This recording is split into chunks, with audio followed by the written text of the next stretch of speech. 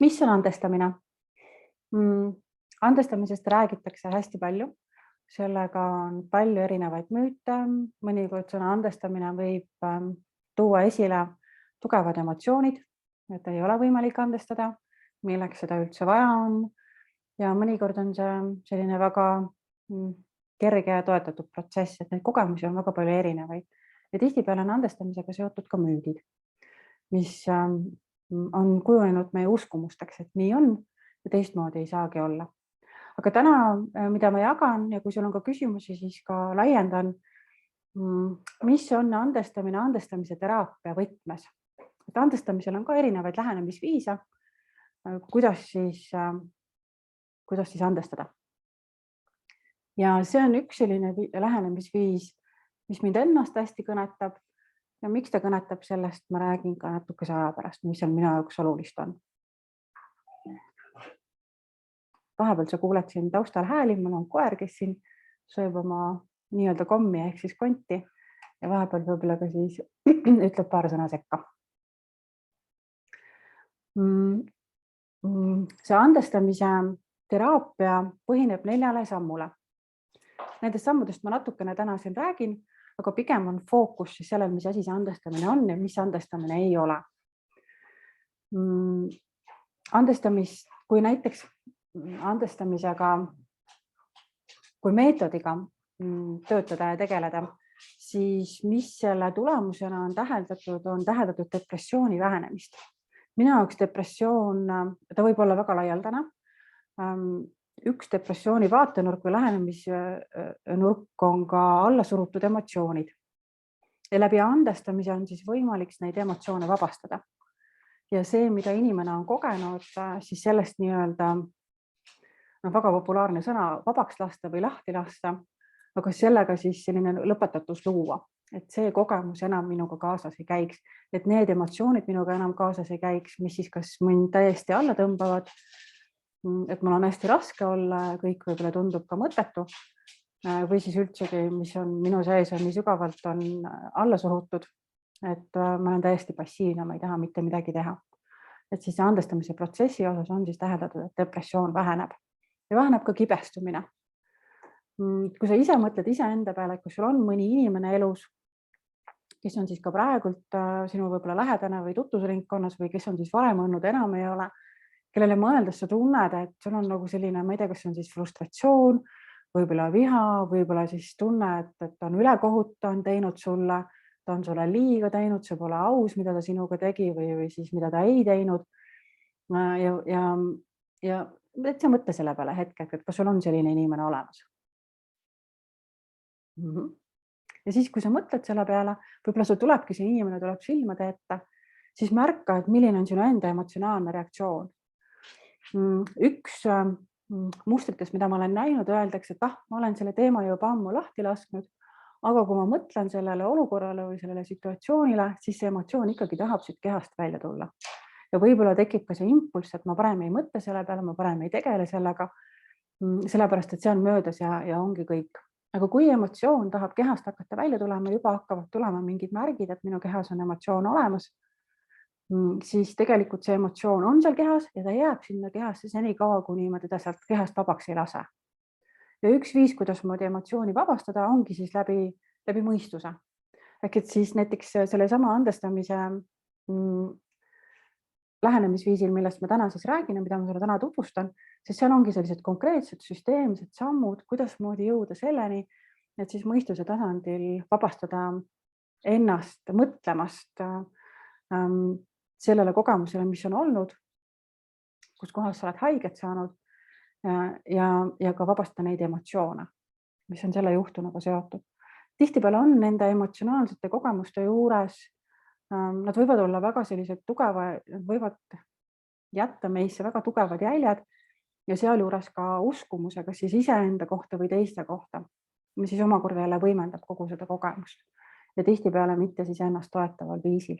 Et siin on see andestamise süsteemne lähenemine on toeks. Ja kogu selle protsessi eesmärk või siht ongi selline vaimse tervise toetamine, et me ei kannaks enda sees neid emotsioone, mis tegelikult meid ei toeta. Keha ei taha neid emotsioone enda sees hoida. keha tahab nendest vabaneda. Aga nii palju, kui ma vaatan üldse ühiskonna tasandil, et meil puudub oskus tegelikult oma keha emotsioonidest vabastada, meil puudub oskus, kas neid siis sõnastada, neid väljendada või siis mõnikord on ka niiviisi, et mida tihtipeale andestamatuse juures ma näen, on, et me hoiame tegelikult sellest negatiivsest justkui kinni. Et kui kõrvalt vaadata, et minu elus on midagi toimunud, kus kohas ma olen haiget saanud ja siis ma hoian ja ma klammerdun tegelikult sellesse kogemusse kinni. Kui räägin või mõtlen selle peale, või ta tuleb siis aeg-ajalt perioodiliselt tuleb siis emotsioonidega esile või siis ma olen võtnud sealt ka mingisugused uskumused, et ma enam mitte kunagi sellist, ma ei tea, ühtegi inimest endale ligi ei luba või siis mis iganes uskumused seal juures on, et ma kunagi ei ava ennast kellelegi või nii edasi. Mis tegelikult takistab siis meil endal elu nautimast ja siis täiel rinnal elamist ja elus olemist.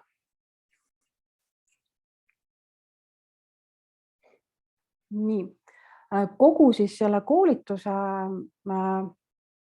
ülesehitus siis on laiali jagatud 6 moodulisse, 6 ossa. Ma isegi ei tea, kas see praegu eesti keeles õigesti kõlas. Inglise keel ja eesti keel lähevad viimasel ajal nii sassi omavahel juba.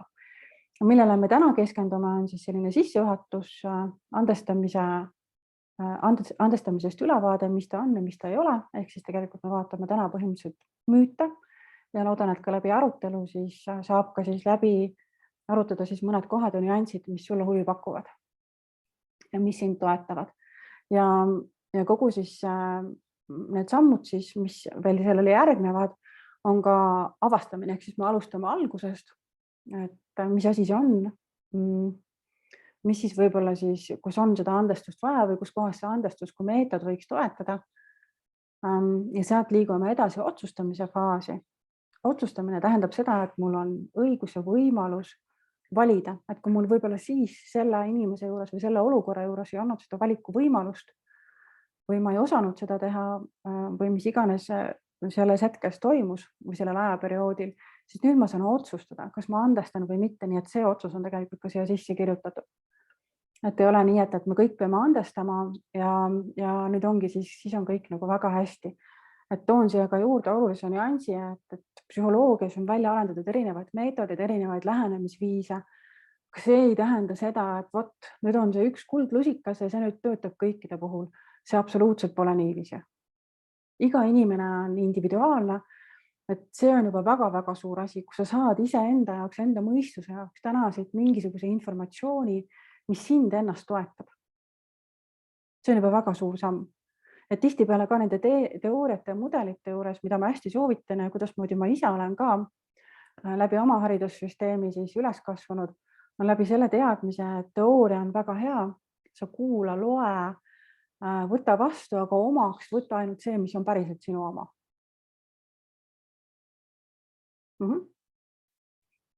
Siis peale otsustamist, et kui inimene on otsustanud, et jah, ma tahan panustada sinna andestamisse, siis me töötame läbi selle olukorra või siis selle suhte näiteks. Et mida see siis ta endast kujutab? Me läheme päris sügavale sellega läbi selliste konkreetsete sammude. Ja siis me jõuame nii-öelda selle lõpetatuseni või siis selle emotsiooni või selle kogemuse vabastamiseni. Et saaks elus edasi liikuda nii, et see vari kogu aeg meil taga ei käiks või et me ise sellest valust ja sellest valusast kogemusest kinni hoiaks läbi negatiivse emotsiooni. Andestamine on mind ennast on samuti väga sügavalt puudutanud. Ennekõike loomulikult andestamatusega. Minu üks kogemustest täiskasvanu elust oli seotud minu partneriga, kellel oli kõrvalsuhe. Minu jaoks ta oli üks kõige turvalisem inimene üldse ja kogu tema käitumusest ja olemusest ei osanud ma kuskilt välja lugeda, et tegemist võib olla inimesega, kellel võib üldse kunagi, kes võiks üldse vaadata teisi naisi sellise pilguga, et tal võiks olla kõrvalsuhe. Et minu jaoks selline selles suhtes teada saamine oli ääretult suur šokk. Ja ta mõjutas emotsionaalselt, psühholoogiliselt mind väga-väga tugevalt. Ja siis sellel ajal ma mäletan, me käisime ka psühholoogi juures ja ka psühholoog vaatas, et nii tore, me võtsime käest kinni, et meil on kõik hästi. Ja sellega meie seansid lõppesid, et tegelikult oli asi sellest kaugel. minul olid õudusunenäod olid öösel, ärkasin selle teadmise emotsiooniga, selle hetke emotsiooniga üles öösiti. Mis siis minu sees toimus, kui ma sellest teada sain, et tal kõrvalsuhe on. Ja kogu see protsess oli tegelikult üsna selline keeruline ja vaevaline. Mida ma mäletan, mida mina siis tegin ja mulle tundub, et tegelikult üsna paljud teevad ka seda, et see soov nagu andestada on ja siis ma ütlesingi, et jah, ma andestan sulle, aga tegelikult kogu see protsess minu sees oli hästi toores. Ja see tekitas ka sellist segadust ja konflikti. Ja lõpuks ma siis tõmbasin kõik need emotsioonid täitsa iseenda sisse. Ja enam rohkem ei rääkinud ka sellest, et sellest tekkisid arusaamatused ka siis meil suhtes, et sellel korral ma jäin temaga suhtesse edasi. Me taastasime oma suhte nii, nagu me oskasime. Aga tegelikult see mõju oli väga-väga pikaajaline. Minu jaoks andestamatus kestis 10 aastat. Meie suhe lõppes ja kõik see mõjutas minu järgnevaid suhteid, kõik see kogemus. Ja kus ma siis lõpuks jõudsin, mis minu jaoks see viimane samm oli see, et ma sain aru, et ma ei olnud andestanud iseendale. Ja minu jaoks oli andestamatu sellel hetkel oli just see, et ma ei saanud aru, ma ei tulnud selle peale, et tal võiks olla kõrvalsuhe. Et ma lõpetasin iseenda usaldamise sellel hetkel. Ja see oli siis selline kõige suurem löök, et talle ma justkui nagu sain andestada. Seda oli ka lihtsam teha, aga ma nagu ise ennast tühistasin ja ei pidanud tegelikult ennast selles protsessis oluliseks. Et see tema vabandamine ja kahjutunne ja kõik see oli oluliselt olulisem.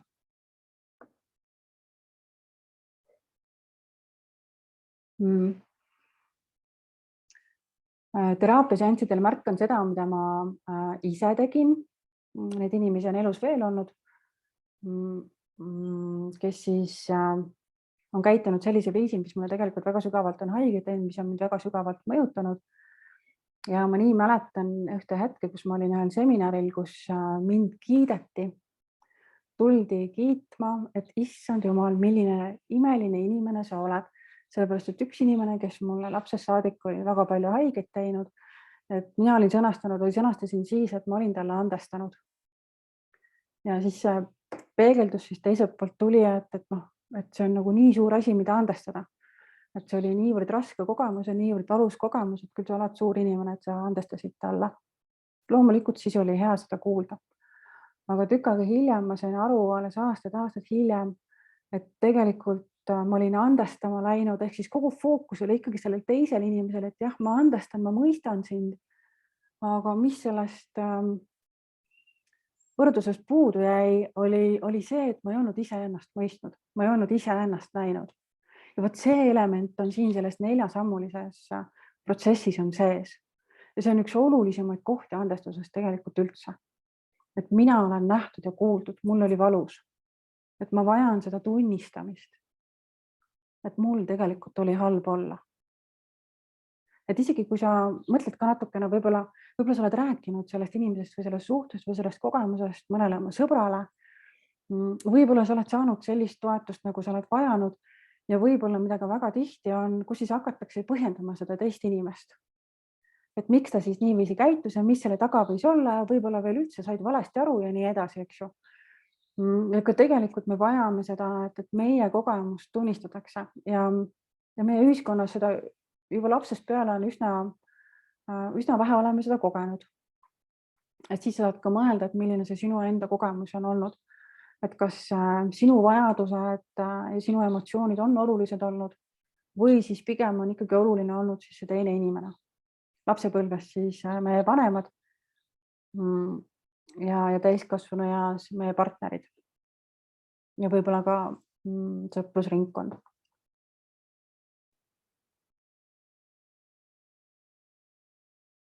Ja nüüd annangi sulle lause, siis sa ise saad vaadata, et kas sa nüüd kirjutad selle välja või tahad seda ka siis sõnastada ja arutada suusõnaliselt.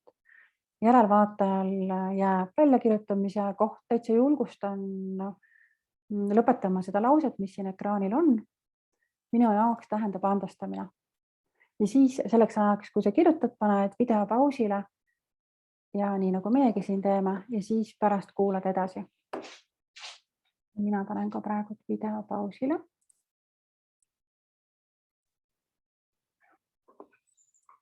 Ja liigume siit edasi. Tuletan veel kord meelde, et andestamise teooria on väga lai, on erinevaid lähenemisviise ja siin täna on üks nendest, mis siis ütleb, või tegelikult on natukene kombineeritud ühe teise lähenemisviisiga. Aga andestamine on protsess, kus keegi, kellele on liiga tehtud, valib, rõhksõnal valib oma kibestumisest lahtilaskmise ja kohtleb kahju tekitajat läbi kaastunde. Nagu ma ennem ka ütlesin, toon ta uuesti esile.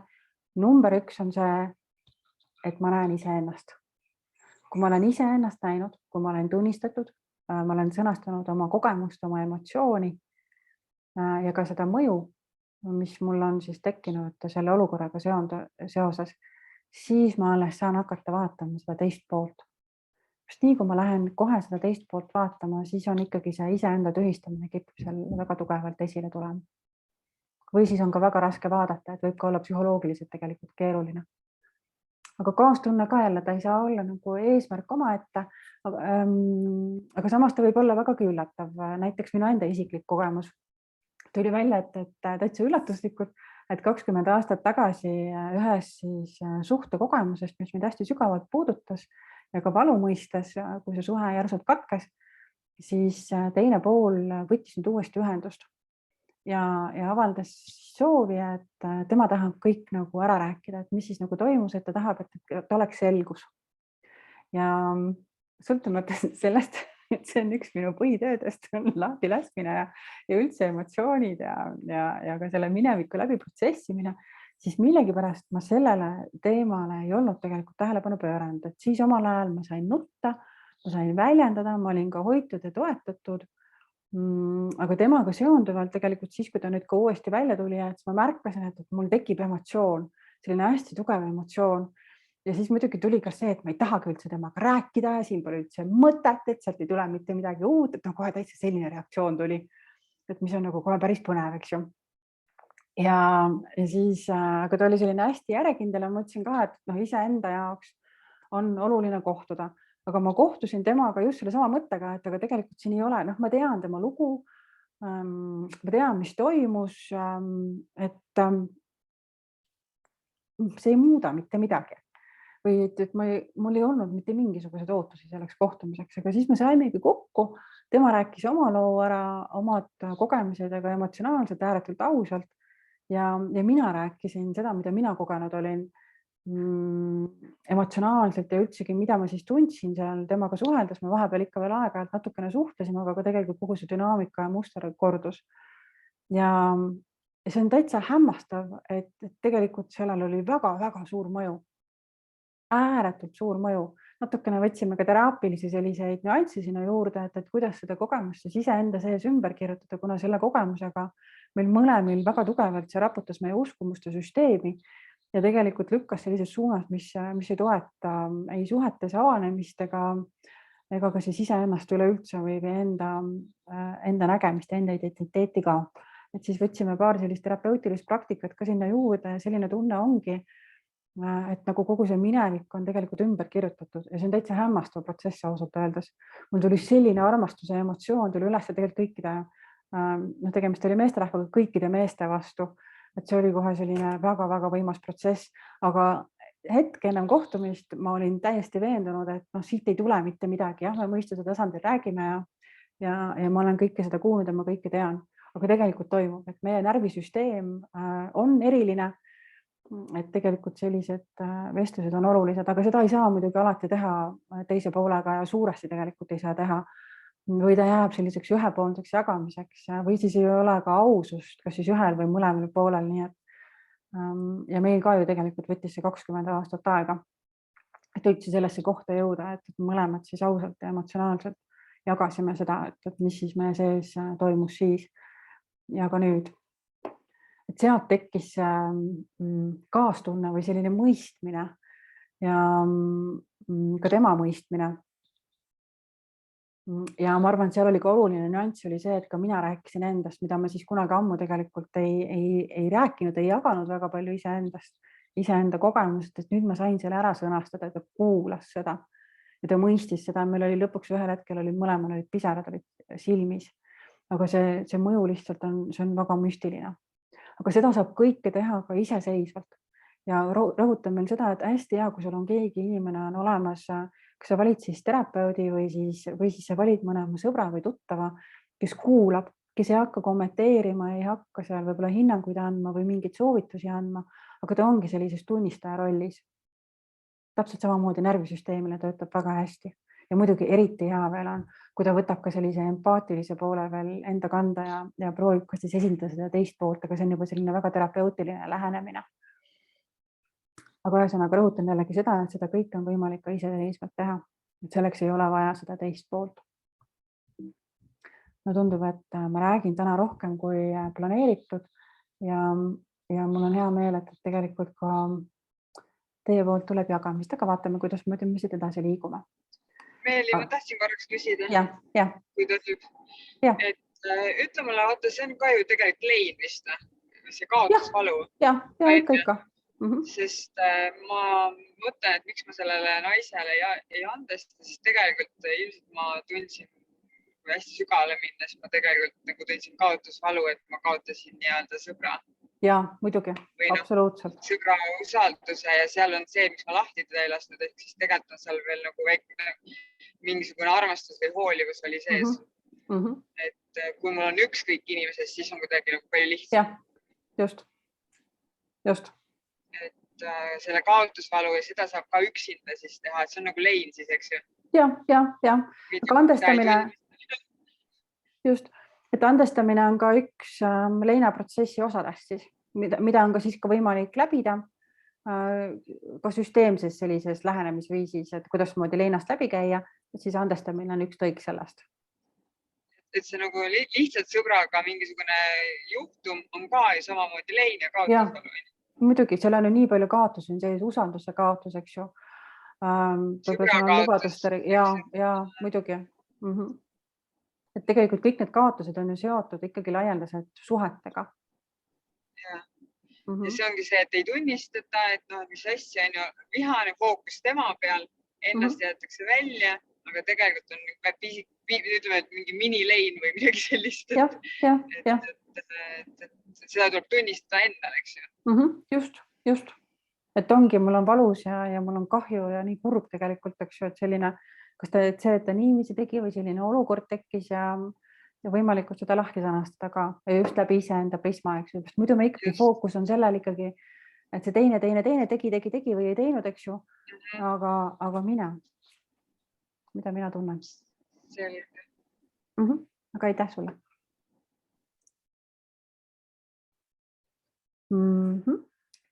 Sellest juba natukene rääkisin, aga see, kui me hoiame sellest või kui see vaevab meid või see emotsioon on ikka veel meil kehas sees, tuleb aeg-ajalt meelde või tuleb väga tihti meelde. Ja isegi kui me siis ka jällegi räägime ju tegelikult ainult temast, eks ju, aga mitte iseendast, kuidas muidu mina tunnen, siis see kõik võtab ääretult palju emotsionaalset energiat. Ka see, kui ma need emotsioonid enda sees alla suren ja ütlen, et kuule, nüüd on stopp, et ma nüüd lasen lahti, ma liigun edasi, ma ei tegele sellega enam. Ja võib-olla üldse ei suhtle ka selle inimesega, sellepärast siis ei tule see palu ülesse. Aga see võtab tohutut emotsionaalset energiat. Ja on kurnav. Sellest ma juba natuke rääkisin ka. Saamegi edasi minna. Mis võib seda andestamist takistada on... Mõned arvavad, et andestamine võrdub heakskiitmisega. Et kui ma annan talle andeks, et siis ma justkui nagu annan talle teada või kiidan tema teo heaks. Et tegelikult see ei ole üldse niiviisi, nad ei ole oma vahel võrdusmärgiga. Tuletan jälle meelde, andestamine on sisemine protsess. See on sinu enda sisemine protsess. Mis nii palju on selle teise inimesega seotud, et tema käitumisest või sellest, mida ta ei teinud, tuli sinu sisse, tuli valu ja sa reageerisid sellele valuga või see oligi valus kogemus. Ja sellest valust läbiminemine ja selle vabastamine, nende emotsioonide vabastamine on see, mida sina ise saad teha enda heaks. Ehk see andestamine on sinu jaoks. Ja andestamine kindlasti ei tähenda ka unustamist, mida tihtipeale arvatakse, et ma olen nüüd sulle andestanud ja mulle ei tule enam mitte kunagi meelde see, mis sa teinud oled. Või ei tule kunagi see kogemus meelde. See kogemus on olnud, see on fakt, ta on seal minevikus ja see ei tähenda seda, et seda ära unustad. Kui sellest kogemusest oled sa saanud vabaneda, need tehnikad ja lähenemisviisi on nagu väga palju erinevaid, eks ju, siis vahe on selles, et see emotsioon ei ole enam selle kogemusega seotud. Et tihtipeale meie emotsionaalne mälu viib meid siis meie mineviku kogemuste juurde, kus me oleme siis kogenud tugevat emotsiooni, kas see on siis positiivne või negatiivne, et siis see emotsioon seal hääbub ja seda emotsiooni sellisel viisil enam selle mineviku kogemuse juures ei ole. Ja see tähendab seda, et sa oled selle protsessi läbinud või siis nii-öelda lahti lasknud või siis andestanud. Ja igas suhtes on midagi, mida andestada, ka kõige toredamates suhetes. Ikka on alati kuskil midagi, kus teine inimene käitub sellisel viisil, nagu ma ei taha või ei vaja ja see on hästi-hästi normaalne tegelikult. Kui ma ei andesta, mida ma siis sellega saavutan? Kui ma ütlen, et näiteks seesama tuttav siis 20-aastase tagusest perioodist, sa kadusid järsku ära ja ma ei anna sulle mitte kunagi seda andeks. Mida ma sellega saavutan? Seal on selline tunne jääb, et nagu ma hoiangi sellest olukorrast kinni, et see olukord nüüd siis muutuks, et olukord läheks siis teistmoodi. Ma tahan, et oleks olnud teistmoodi, aga ta ei olnud ja see on fakt. Et võib-olla siia tuleb ka selles mõttes seda aktsepteerimist juurde, et see olukord oli selline. Ta ei olnud selline, nagu ma tahtsin ja ma vajasin, aga ta oli selline. Ja ma ei saa seda olukorda ja seda fakti muuta. Psühholoogias, nagu ma ütlesin ka, et tegelikult on võimalik minna sellesse hetke ja see hetk siis nagu ümber muuta või teha või tuua sinna seda teadlikkust juurde sellesse hetke. Ja siis see tegelikult mõjutab kogu meie üldist süsteemi, nii psüühikat kui ka siis alateadlikke mustreid ka ja uskumuste süsteemi. Ja kes see kannatab, kui ma ei andesta, kui ma olen kellegi peale pahane, kuri, mul on valus, ma olen solvunud, siis tegelikult mina kannatan kõige rohkem selle all. See teine inimene kannatab siis, kui ta näeb mind sellise pahasena, vihasena, kui ma talle midagi halvasti ütlen. Aga kui ma olen otsustanud, et ma temaga ei suhtle ka, et siis tegelikult olen ju ainult mina see kannataja. Ja kui ma olen oma minevikus kinni, siis mina nimetan seda ka valuprillidega olemist. Ehk siis ma näen kõike oma olevikku ka läbi valu. Kogu mu fookus või osa sellest fookusest on minevikus ja ma tegelikult ei näe üldse selgelt, mis mul olevikus praegult on.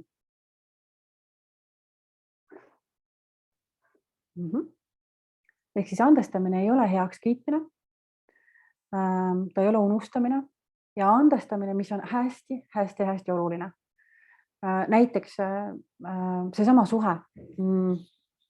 Me nüüd rääkisime mõlemad vallalised, me rääkisime ära oma teemad, meil kunagi oli ääretult tugev ühendus, võiks öelda lausa müstiline ühendus. Me käisime selle teekonna läbi siis, kus kohas me siis jagasime, et mida me siis mõlemad kogesime, mõlemad nutsime, me olime ääretult ausad ja avatud, et see osa sai, see andestamise protsess siis sellisel loomulikul viisil läbi selle vestluse toimus. Aga see ei tähenda seda, et me nüüd alustame uut suhet.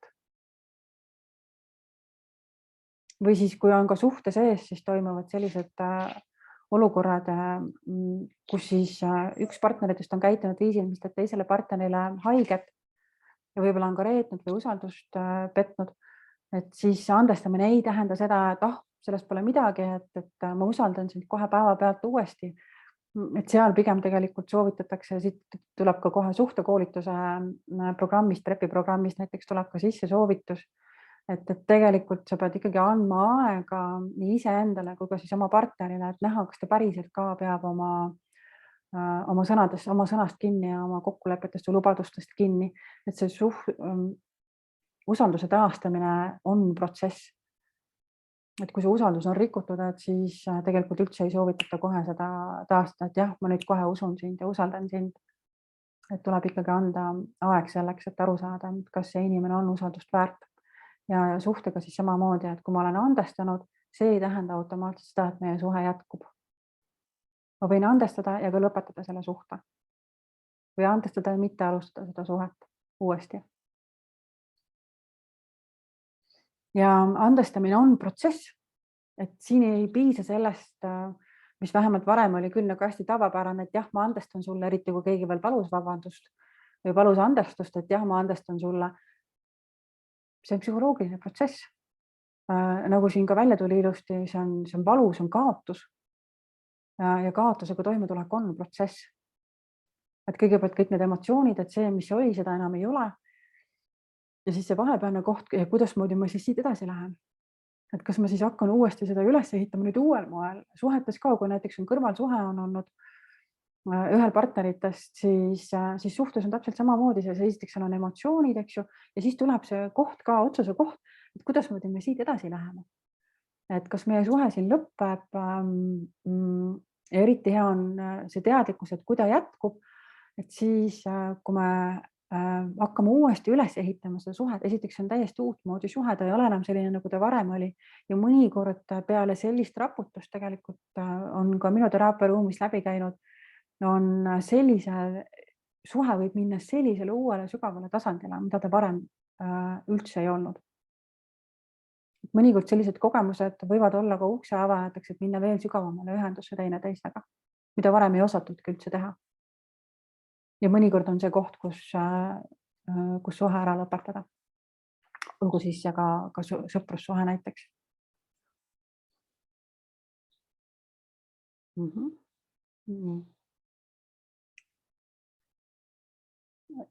Kordan seda, mis ma ennem ka ütlesin, et andestada saab ka siis, kui sa ei räägi haiget tegijaga.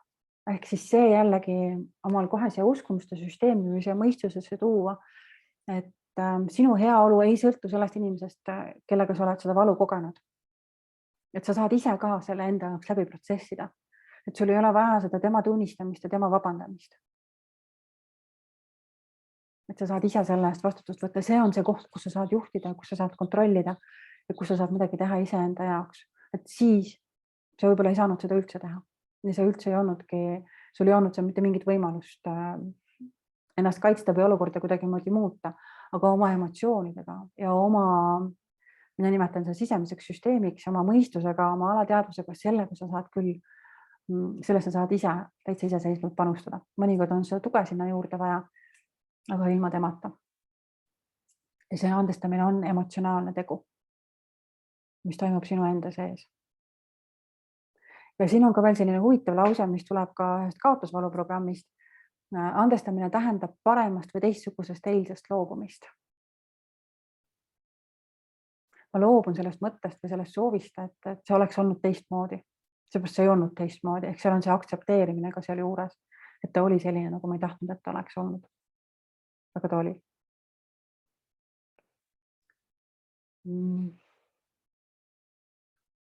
Ja andestamine on ka loobumine vastumeelsusest selle teise inimese vastu.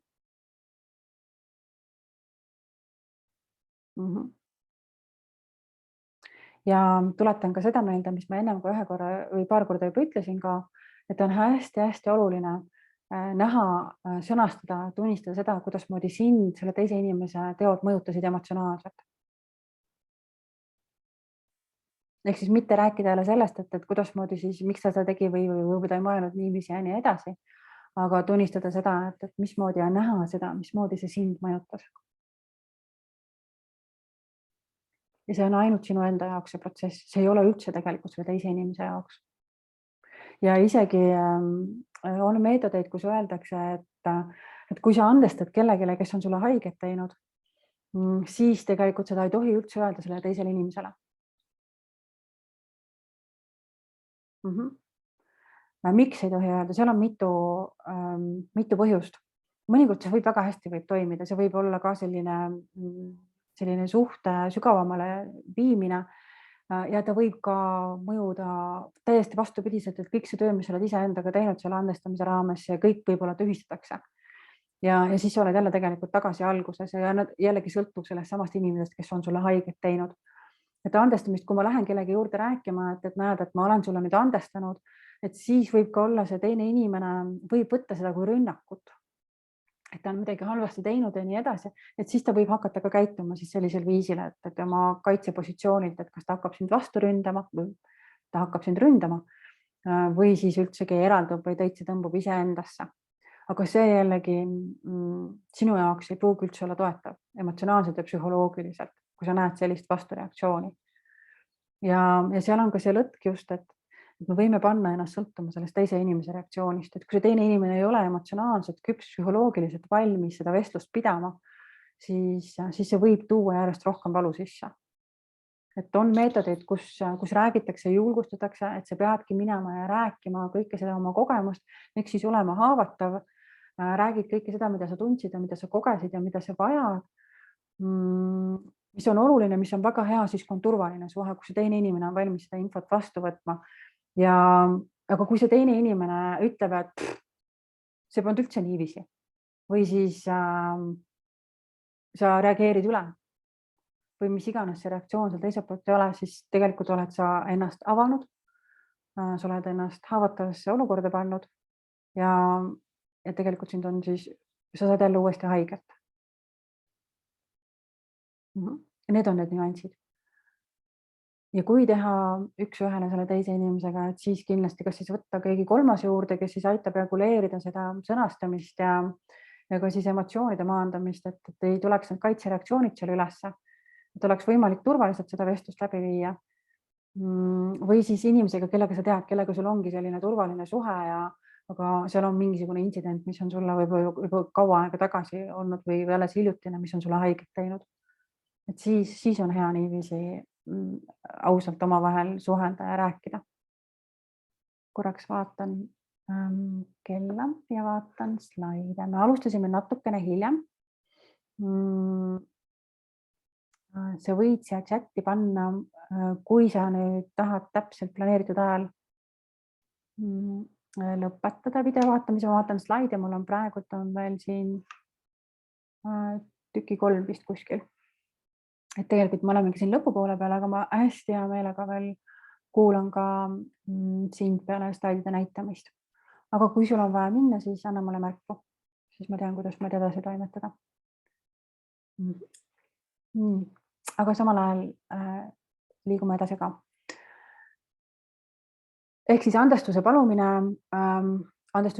kusjuures. Jällegi, meid on õpetatud tegelikult ju väiksest peale andestust paluma või ütlema, et anna mulle andeks või vabanda, et ma niiviisi käitusin. Et seal on ka sellist mitu nüanssi ja mitu tahku. Et mis on oluline, on tunnistamine, et see, mis ma tegin, et see ei ole okei, või see, et ma näen, et see tegi sulle haiget. See on hästi oluline. Mõnikord mõne inimesega tegelikult ka see, kui ta andestust palub, see on ka väga toetav. Ja andestuse palumine võib olla ka manipulatiivne käitumisviis. Et ma tahan, et sa teeksid midagi, mida ma ise endaga ei suuda teha. Ma tahan, et sa annad mulle andeks, aga ma ise ei suuda ise endale andestada. Ja kui ma olen ka seal teisel pool, nagu ma olen olnud, eks ju, siis kuidagi tekkis ka see vastutustunne või see arvamus, et ta palub nüüd vabandust, ta kahetseb, ma peangi talle nüüd andestama, aga siis jällegi ma täitsa tühistasin ise ennast. Ja fookus oli ikkagi selle, et ma pean talle andestama, aga mitte nagu märkama või tunnistama või jagama seda oma emotsiooni ja reaktsiooni või enda kogemust. Et see jäi sinna kõrvale. Jah.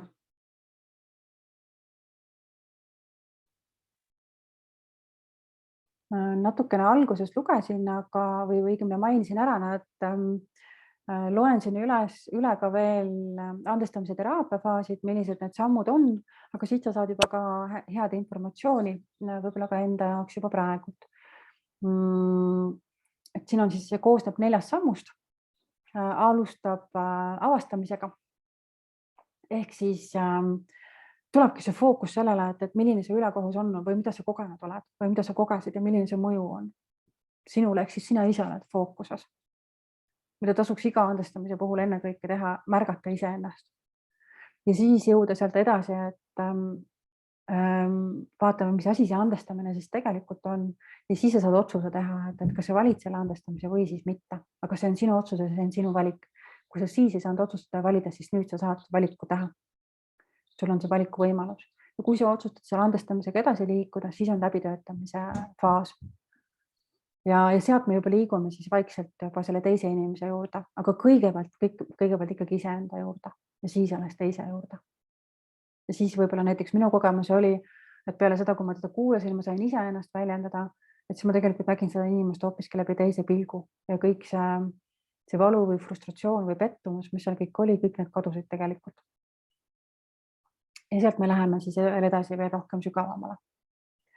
Ehk siis on seal nende negatiivsete emotsioonide vabastamine.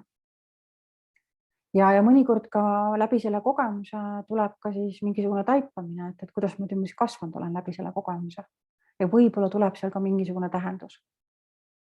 Aga ei pea tulema, et see ei saa olla eesmärk oma ette. Nii, ma arvan, et see ongi nüüd viimased slaidid. Tuletan meelde, et andestamine on ainult sinu enda jaoks. Fookuses ei ole see teine inimene, aga sina ise oled fookuses. Ja kui on raske kasutada sõna andestamine, mõnikord mõnel inimesel on, siis võib ka siis öelda, et ma tunnistan seda, mida sa tegid või tegemata jätsid, mis tegi mulle haiget ja ma ei lase sellele enam endale haiget teha. Ja ma andestan selleks, et saada vabaks. Ja ma loobun sellest soovist ja sellest nõudmisest, et see oleks olnud teistmoodi, sellepärast, et ta ei olnud. Mida ma soovitan kuulata Siim Mesi puhul on ühe andestamise lähenemisviisi kohta tehtud meditatsioon, see pärineb raamatust. Selle kohta saad lugeda täpsemalt, kui seda üles leiad ja selle nimi on andestamise kingitus. Täitsa soovitan seda kuulata. Mida ennast on ta nagu hästi kõnetanud. Ja siis on Ho'oponopono. Ta on küll ingliskeelsena suuresti, saad panna ka YouTube'i ja see ka mõnikord töötab väga müstilisel viisil, et me oleme väga külluslikud olendid. Et ei ole sellist ühte teed või ühte viisi, mis meid toetab, aga on erinevad holistilised lähenemisviisid ja kõik ei käi alati läbi mõistuse. Täna meil oli rohkem selline mõistuse keskne, et kuidas siis seda struktuuri uskumuste süsteemi loksutada siis ennast toetavamaks. Selle sama salvestuse seda salvestust saad sa näha ka peale tänast kohtumist, see jääb avatuks kõikidele, sulle samamoodi. Ma panen ta üles oma virtuaalsesse Leena kooli keskkonda ja seal sa saad ka vaadata, kui sa tahad osaleda järgmistes sammudes, et kõik need faasid siis süsteemselt läbi käia. Ehk siis sealt tuleb sul see valikuvõimalus ka juurde. Aga ma usun ja loodan, et sa juba sellest ka said enda jaoks juba häid mõtteid.